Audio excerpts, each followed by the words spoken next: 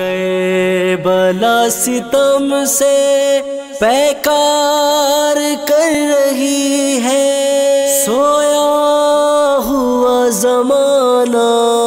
بیدار کر رہی ہے۔ محرم تشیعوں کا ورثہ نہیں، محرم اسلام کے لیے ہے، محرم اہل قبلہ کے لیے ہے، حسین سب کا ہے، حسین آزادی و حریت کی مثال ہے، حسین انسانیت کی معراج ہے، حسین محسن انسانیت ہیں جنہوں نے اعلیٰ انسانی اقدار کو زندہ رکھنے اور مقام انسانیت کے شرف و عظمت کو بچانے کے لیے لازوال قربانی پیش کی ہے۔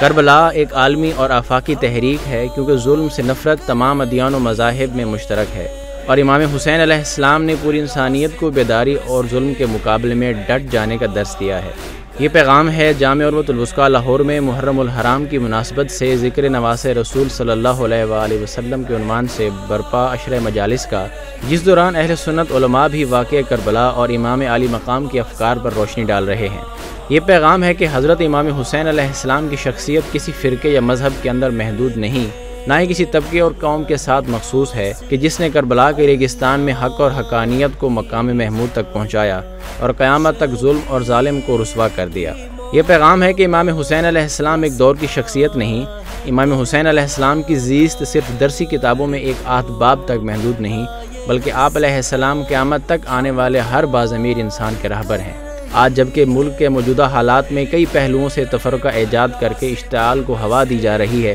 دشمن مسلکی اختلاف کو عداوتوں میں تبدیل کرنے کی کوشش کر رہا ہے، پاکستان کے دشمنوں نے پاکستان کے لیے منصوبہ بنایا ہے کہ ان کے اندر مذہبی منافرت پیدا ہو تاکہ آپس میں ایک دوسرے کو ختم کریں، اور اس مقصد کے لیے MI6 کا لشکر تیار کیا جا رہا ہے جس کا ہدف ہی دل آزاری، نفرت اور جنگ ہے۔ ایسے میں ایسی بامقصد مجالس جس میں دیگر مسلمان بھی شریک ہوں یہ واضح پیغام دے رہی ہیں کہ مکتب تشیع میں قرآن کریم اور سنت رسول اللہ صلی اللہ علیہ وآلہ وسلم کے مطابق وحدت امت واجب ہے اور تفرقہ حرام ہے۔ تفرقہ اور اختلاف کو ہوا دینا مسلمانوں کی کمزوری اور دشمن کو مضبوط کرنے کے مترادف ہے۔ تمام مسالک کے مقدسات کا احترام لازمی اور ہر قسم کی گستاخی، توہین، بے حرمتی اور حتاقی ناجائز اور حرام ہے۔ زعیم جامع عروۃ الوثقیٰ اور مجمع المدارس تعلیم الکتاب والحکمہ کے صدر سید جواد نقوی نے پرامن بقائے باہمی اور انسانی ہمدردی کی اقدار کو معاشروں میں رائج کرنے کی ضرورت پر زور دیتے ہوئے کہا کہ یہ سب کچھ تب ہوگا جب مختلف ادیان و مذاہب کے پیروکار اور مکاتب فکر کے ماننے والے آپس میں احترام کا رشتہ برقرار رکھیں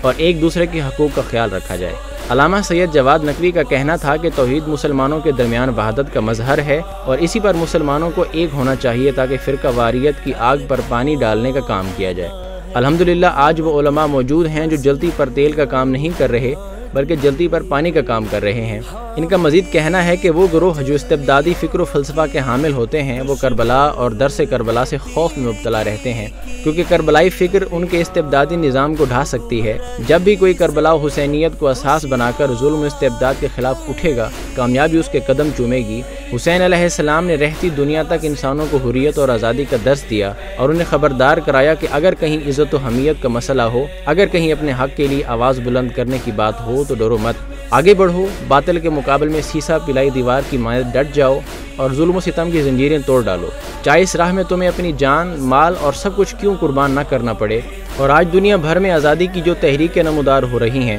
انہوں نے یہ درس کربلا اور عاشورہ سے لیا ہے۔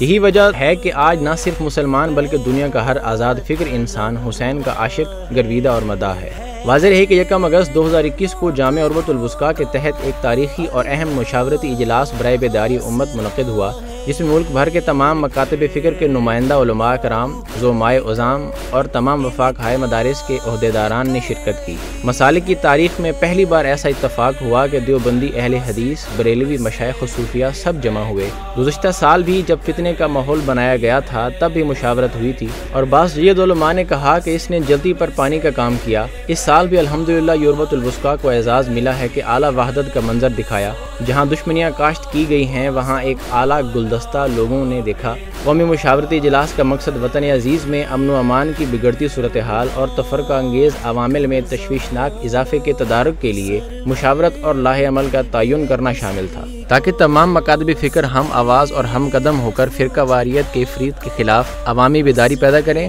اور اس زہر قاتل کے تریاق کی خاطر عملی اقدامات کریں۔ ان علماء کی کاوشوں سے بہت جلد پاکستان ایک فہیم قوم کے طور پر دنیا میں متعارف ہوگی، نیز اس باہمی تعاون سے دشمن کے ارادے خاک میں ملیں گے، محروم اور مستضعف لوگوں کی حالت بدل جائے گی اور ان پر مسلط کردہ ظالمانہ فضا کی بساط لپیٹ دی جائے گی انشاءاللہ۔